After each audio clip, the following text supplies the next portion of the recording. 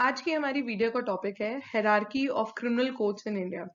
तो इसमें हम different types of criminal codes, उनके क्या क्या पावर्स हैं, उनके क्या क्या फंक्शंस हैं एंड कैसे वो कॉन्स्टिट्यूट होते हैं, कौन उनके जजेस को अपॉइंट करता है, ये सारा कुछ पढ़ेंगे।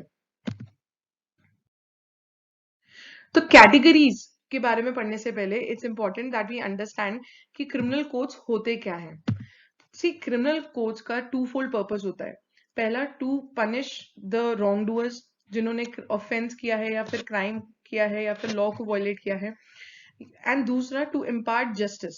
Okay, so basically criminal codes are responsible for administration of criminal justice. अब क्रिमिनल कोड्स की जो हायरार्की है, जो क्लासेस हैं, that is all mentioned in code of criminal procedure 1973। CrPC में बहुत डिटेल में सारे classes of criminal codes laid down है। लेकिन क्लासेस पढ़ने से पहले criminal codes and civil codes का डिफरेंस पता होना भी बहुत इंपॉर्टेंट है। तो सिविल कोड वो होते हैं जहां पे जनरली एक सिविल डिस्प्यूट होता है। सिविल डिस्प्यूट का मतलब जहां पे एक इंडिविजुअल दूसरे इंडिविजुअल को सू करता है फॉर कंपेंसेशन या फिर डैमेजेस के लिए। लेकिन क्रिमिनल कोर्ट्स में ऐसा नहीं होता। क्रिमिनल कोर्ट्स में कोर्ट्स के पास पावर होती है फाइन इम्पोज करने की या फिर इम्प्रिजनमेंट इम्पोज करने की, और अगर या तो if he is proved innocent तो फिर डिफेंडेंट को डिस्चार्ज कर देने की। लेकिन सिविल कोर्ट के पास पनिशमेंट की पावर्स नहीं होती। सिविल कोर्ट हद से हद डैमेजेस इम्पोज कर सकता है, कंपेंसेशन दे सकता है, इंजंक्शन ग्रांट कर सकता है अग्रीव्ड पार्टी को। अब हमें क्रिमिनल कोड्स का क्लासिफिकेशन तभी बेटर समझ में आ सकता है जब हम टेरिटोरियल डिविजन्स को अच्छे से समझें। Now for administration of justice, states को काफी सारे डिफरेंट टेरिटोरियल डिविजन्स में बांटा गया है ताकि क्रिमिनल जस्टिस सिस्टम अच्छे से फंक्शन कर सके। सेक्शन 7 में टेरिटोरियल डिविजन्स मेंशन्ड है। तो सेक्शन 7 के अकॉर्डिंग हर स्टेट में सेशन डिविजन्स होंगे, ठीक है, एंड हर सेशन डिवीजन में डिस्ट्रिक्ट्स होंगे। एंड फिर अगर स्टेट गवर्नमेंट चाहे तो वो हाई कोर्ट के कंसल्टेशन के साथ डिस्ट्रिक्ट्स को डिवाइड कर सकती है into subdivisions. Alright, and state government को ही ये पावर है that it can even alter the number of sessions, session divisions, districts and subdivisions. अब एक और डिफरेंट एक और सेपरेट टेरिटोरियल एरिया भी आइडेंटिफाई किया है स्टेट ने for big cities like Bombay, Calcutta, Madras, जिसे हम मेट्रोपॉलिटन एरियाज बोलते हैं, which is mentioned in section 8। Now हर metropolitan area is considered as a separate session division and a district. Okay, तो इसको सेशन डिवीजन एंड डिस्ट्रिक्ट से मिक्स नहीं किया है, बल्कि इसको एक सेपरेट एरिया रखा गया है। बॉम्बे, कैलकाटा, मद्रास एंड अहमदाबाद को by default metropolitan area consider किया गया है।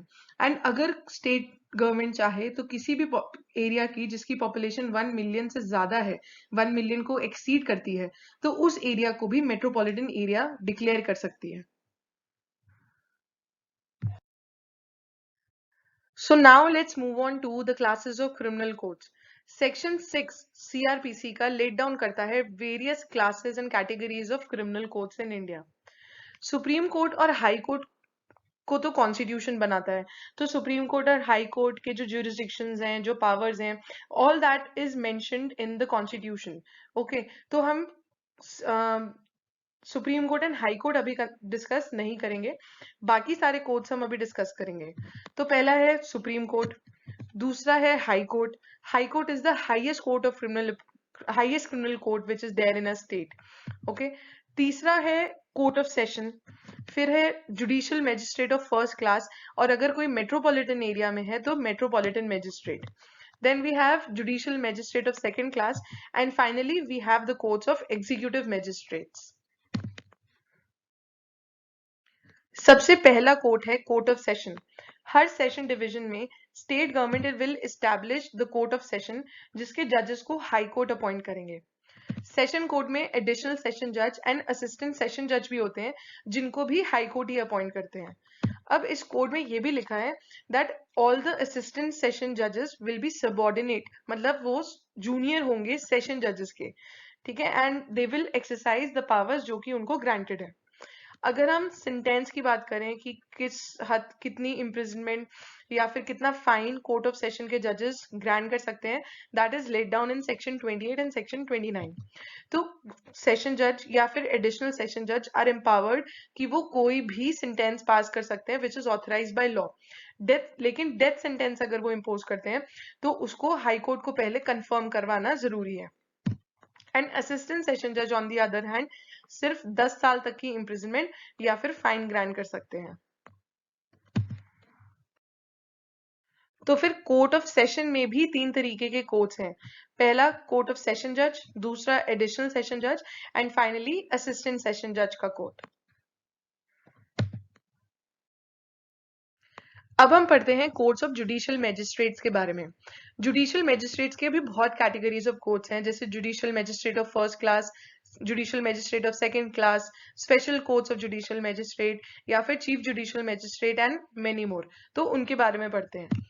हर डिस्ट्रिक्ट में which is not a metropolitan area, state government establish करेगी courts of judicial magistrate of first class and second class after consultation with the high court. यहाँ पे high court से consult करना जरूरी है, वेयर एज सेशन कोर्ट बनाने से पहले स्टेट गवर्नमेंट को हाई कोर्ट से कंसल्ट करने की कोई जरूरत नहीं होती। अब अगर किसी स्पेशल कैटेगरी ऑफ केस को ट्राई करवाना है, मतलब कोई स्पेशल कैटेगरी ऑफ केस है, तो किसी भी एरिया में state government special court of judicial magistrate भी इस्टेब्लिश कर सकती है जो उस पर्टिकुलर केस को ट्राई करेगा। एंड जहां पे भी ऐसे स्पेशल कोर्ट्स बनाए गए हैं तो वो वाले टाइप के केसेस सिर्फ ये स्पेशल कोर्ट्स ही डील करेंगे। एंड ये सारे जुडिशियल मैजिस्ट्रेट्स जो हैं, first class, second class, special judicial magistrates, इन सबको हाई कोर्ट अपॉइंट करते हैं। अब जुडिशियल मैजिस्ट्रेट्स में एक और इम्पॉर्टेंट मैजिस्ट्रेट होता है which is chief judicial magistrate, जिसे हम सीजीएम भी बोलते हैं। अब हर डिस्ट्रिक्ट में किसी judicial magistrate of first class को high court chief judicial magistrate के तौर पे अपॉइंट कर सकता है। High court additional chief judicial magistrate भी और सब डिविजनल जुडिशियल मैजिस्ट्रेट को भी अपॉइंट करते हैं। जो जुडिशियल मैजिस्ट्रेट्स का लोकल जुरिस्डिक्शन होता है वो सारा सीजीएम यानी चीफ जुडिशियल मैजिस्ट्रेट के पास होता है, which is subject to the control of high court. अब अगर हम सबऑर्डिनेशन की बात करें तो जुडिशियल मैजिस्ट्रेट्स में भी बहुत हायरार्की है, जिसको अब हम समझते हैं। But first, let's understand the powers which are given to the judicial magistrates. अब सबसे पहले चीफ जुडिशियल मैजिस्ट्रेट की देखते हैं। Chief judicial magistrate can pass an imprisonment up to 7 years and fine. Judicial magistrate of first class 3 साल तक की सजा and fine up to ₹10,000 impose कर सकते हैं। Judicial magistrate of second class imprisonment up to 1 year and fine up to ₹5,000 तक impose कर सकते हैं। Now let's talk about the subordination of judicial magistrates. अब chief judicial magistrate और additional chief judicial magistrate, they will be subordinate to the session judge. ठीक है, फिर सब divisional judicial magistrate will be subordinate to the chief judicial magistrate. अब sub divisional judicial magistrate के भी subordinates हैं, judicial magistrate of first class, judicial magistrate of second class, special judicial magistrate of first class and special judicial magistrate of class 2. Now please remember that special judicial magistrates are appointed to try a particular special class or category of cases by the state government. Next, let's discuss the courts of metropolitan magistrate. अब metropolitan area कौन से थे? वो areas जिनका population 1 million से ज़्यादा था and state government ने उनको metropolitan area declare किया है. Now, metropolitan area are separate session divisions and separate districts. We need to remember this. हर मेट्रोपॉलिटन एरिया में state government will after consultation with the high court establish करेगी metropolitan magistrates को. Now all the metropolitan magistrates are appointed by the high court and high court he chief metropolitan magistrate and additional chief metropolitan magistrate को appoint करेंगे. अगर हम powers of metropolitan magistrate की बात करें कि कौन से मैजिस्ट्रेट के पास कितनी पावर है, तो चीफ मेट्रोपॉलिटन मैजिस्ट्रेट के powers are similar to the powers of chief judicial magistrate, which is imprisonment up to 7 years and fine. Metropolitan magistrate की पावर है imprisonment up to 3 years and fine up to ₹10,000। तो अगर हम hierarchy समझे metropolitan magistrates में, सो subordination समझे, सो every chief metropolitan magistrate and additional chief metropolitan magistrate will be subordinate to the session judge, and metropolitan magistrates and special metropolitan magistrates will be subordinate to the additional chief metropolitan magistrate. I hope with the help of this chart, it's easy to understand the various classes and various categories of courts that I have explained till now. Let's move on to the last category of criminal case, that is the court of executive magistrates.